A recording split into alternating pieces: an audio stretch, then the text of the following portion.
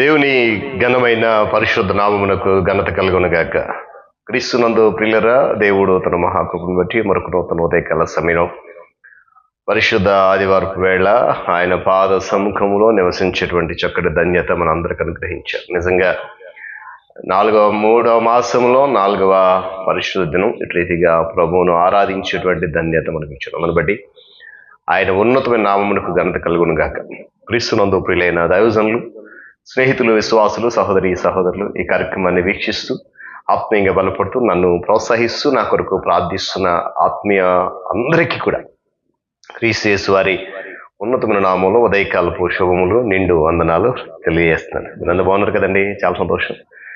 రండి, ఈ దినం కూడా మేము ప్రేమతో నేను ఆహ్వానిస్తున్నాను. అనుదిన అభివృద్ధి ఉదయకాలపు ధ్యానాలు అనేటువంటి ఆధ్యాత్మిక కార్యక్రమంలో నాతో పాటు పాలుభాగస్తులై వాక్యాన్ని ధ్యానించి దేవుని దీవెనలు పొందుకోండి.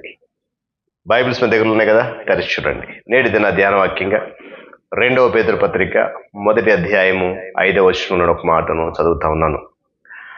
మీ విశ్వాసమునందు సద్గుణమును అమర్చుకొనుడి. దేవుడి మాటలు మనకు దీవించునుగా. ప్రార్థన. మహాగణుడ, మహోన్నతుడ, సర్వాధికారి, సర్వశక్తిమంతుడ, స్తోత్రాలు. తిరిగి నూతన ఉదయకాల సమయంలో నా తండ్రి నీ కృపలు మమ్మల్ని జ్ఞాపకం చేసుకున్నందుకు వందనాలు. ఈ ఆధ్యాత్మిక కార్యక్రమం ద్వారా అనుదినము మీ నామాన్ని గణపరిచే అమూల్యమైన సమయాన్ని మాకు ఇస్తూ ఈ పరిశుద్ధ దినాన్ని కూడా మాకు ఇచ్చినటువంటి అవకాశం బట్టి స్తోత్రాలు. ఈ దినం కూడా నీ కృప, నీ కాపుదలు మాతో ఉంచమని ఘనత మీకు చెల్లిస్తూ యేసయ్య ఉన్నతమైన నామమున అడుగుతున్నాను తండ్రి, ఆమేన్. మంచిది పిల్లరా, చదవబడిన మాట చాలా సందర్భాలు మనం ధ్యానం చేసాం. మరొకసారి పరిశుద్ధాత్మ దేవుని యొక్క నడిపింపుతో ఈ మాటలు మన జీవితాలకి ఎలా అనేది ఒకసారి గమనిద్దాం. పరిశ్రమ గురించి మనందరికీ తెలుసు పిల్లరా. పరిశ్రమ అనేది మన సత్ప్రవర్తనకు పరీక్ష అనే విషయాన్ని కూడా మనం జ్ఞాపకించాలి. చూడండి, దేవ స్వభావమునందు, ఇంకా మన తెలుగులో అర్థమయ్యేలా చెప్పండి, దైవ స్వభావమునందు మనకు భాగం ఉంది. కాబట్టి మనము సత్ప్రవర్తన అలవర్చుకోవాలి. పేతురు భక్తులు పేర్కొన్నటువంటి ఈ సుగుణాలు మీరు తర్వాత చదవండి. 5వ వచనం చాలా విషయాలు ఉన్నాయి. ఈ సుగుణాలన్నీ మన యొక్క సద్వర్తనలో భాగం.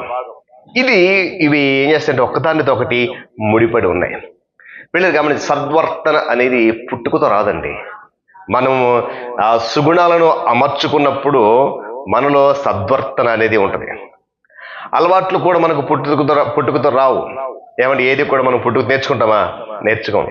ఇప్పుడు గమనించండి, దేవుడు మనకు అనుగ్రహించినటువంటి నూతన జీవమును అనుసరించి, నూతన మార్గాన్ని అనుసరించి, మనలో ఉన్నటువంటి దేవ స్వభావం అనుసరించి మన అలవాట్లను మనమే పెంపొందించుకోవాలి. గట్టిగా స్తోత్రం చెప్పండి. హల్లెలూయా. దేవుని పరిపూర్ణతకు, ఆయన ప్రకాశానికి మనము మచ్చుతొనకలం కాదండి, కానీ ఆయన అత్యద్భుత కృపను మనము మన అనుదిన జీవితంలో ప్రతిబింబించే వారిగా ఉండాలి. ఆయన మనల్ని చూపించే ఆ శ్రేష్టమైన కృపను ప్రతిబింబింప చేయాలి, అనేకులకు చూపించాలి. అందుకే చెప్పిన ప్రారంభంలోనే పరిశ్రమ అనేది మన సత్ప్రవర్తనకు అసలైనటువంటి పరీక్ష. మన ఆధ్యాత్మిక జీవితంలో పెద్ద ఆటంకంగా ఉన్నది ఏంటి అంటే చెప్పమంటారా?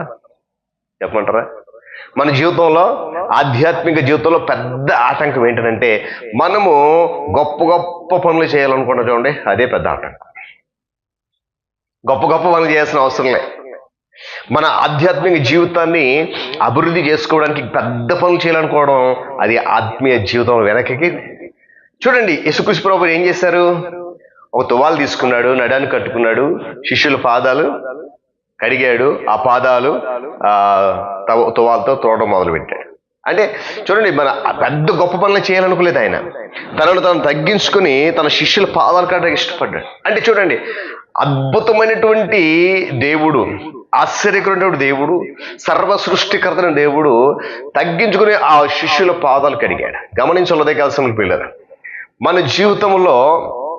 మన జీవితము కాంతి విహీనంగా, నిస్సారంగా, నిరుత్సాహంగా, సాదాసేదా గడిచినట్టు రోజులు మనం ఒకసారి గుర్తు చేసుకుందాం.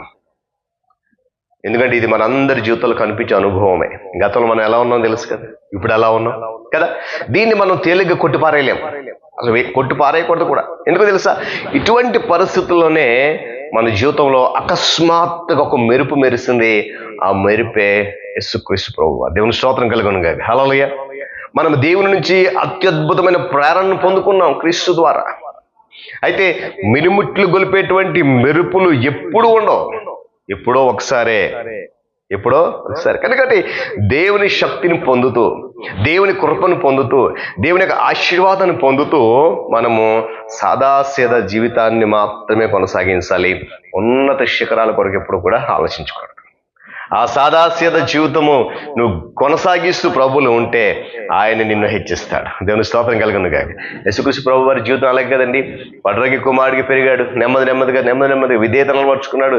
సాదాసీద జీవితం కలిగి జీవించి ప్రజల కొరకు హింసలు ఎందుకు ఎదుర్కొన్నాడు, మరణించాడు, తిరిగి లేచాడు. దేవుడు ఆయన తన సింహాసనం మీద కూర్చోబెట్టాడు. ఎంత అద్భుతం చూడండి. అంటే అత్యద్భుతమైన కృప యేసు ప్రభు మనలో చూపించబోతున్నాడు. ఇక్కడ అమర్చుకునుడి అని పేతురు చెప్పిన సంగతి కష్టతరమైందే కానీ అసాధ్యమైతే కాదు. దేవుని స్తోత్రం చెప్పండి. హల్లెలూయా. కష్టమే కానీ అసాధ్యమో కాదు. చూడండి, మనము ఈ లోకంలో బ్రతికినంత కాలం పూల పాను పేసి కూర్చుంటే పరలోకం చేరమండి. ఆ విషయం మనందరికీ తెలుసు. కానీ మనము ఆ పూల పానుపునే కోరుకుంటాం, పూల బాటలో నడవాలని అనుకుంటూ ఉంటాం. అది మనల్ని పరలోకం చేర్చదని తెలుసు కూడా దాన్ని ఆశపడతాం. ఇలా జీవితంలో ఏ చిన్న విషయంలోనైనా మనం చూపే విధేయత సర్వశక్తుడైన దేవుని అత్యద్భుత కృపతో మాత్రమే సాధ్యమయ్యే విధేయత. స్తోత్రం చెప్పండి. హల్లెలూయా. విధేయత ఏదో చెయ్యాలి కాబట్టి చెయ్యాలనేటువంటి నిరాసక్తత ఉన్నప్పుడు మనం దేన్ని చేయలేం. ఏదో రావాలి కదా, వెళ్ళాలి కదా అని ప్రభు సన్నిధికి వస్తే దానివల్ల మనకు వచ్చే లాభం ఏమీ చేయలేం మనం. ఏమండి, దేవుడు మన జీవితంలోని ప్రతి సమయాన్ని, ప్రతి సందర్భాన్ని అనుకూలపరుస్తాడు అనేటువంటి సత్యాన్ని మనం నమ్మాలి. గట్టిగా స్తోత్రం చెప్పండి. హల్లెలూయా. మన విధేయత మూలం మన విధేయతకు మూలం ఏంటంటే యేసుక్రీస్తు ప్రభు వారి శిలువ మీద మన కొరకు చేసిన బలియాగమే. అది నిజము కనుక, అది సత్యం కనుక దేవుని మహోన్నతమైన కృప కూడా మనదే. గట్టిగా స్తోత్రం చెప్పండి. హల్లెలూయా. కనుక మనకున్న విశ్వాసమునందు మనం ఏం చేయాలంటే ఆ సద్గుణం అనే దాన్ని అలవాటు చేసుకోవాలి. పరిస్థితులు ఎలా ఉన్నా గత జీవితంలో నేను మరలా జ్ఞాపకం చేసిన ఒక మాట, మన జీవితము కాంతి విహీనంగా, నిస్సారంగా, నిరుత్సాహంగా, సాదాసీదగా గడిపిన రోజులు ఉన్నాయి. వాటిని గుర్తు చేసుకుంటే ఉన్నత శిఖరాల కొరకు మనం ఆలోచించు. ఇంకో మాట జ్ఞాపకం చేశాను, ఏదో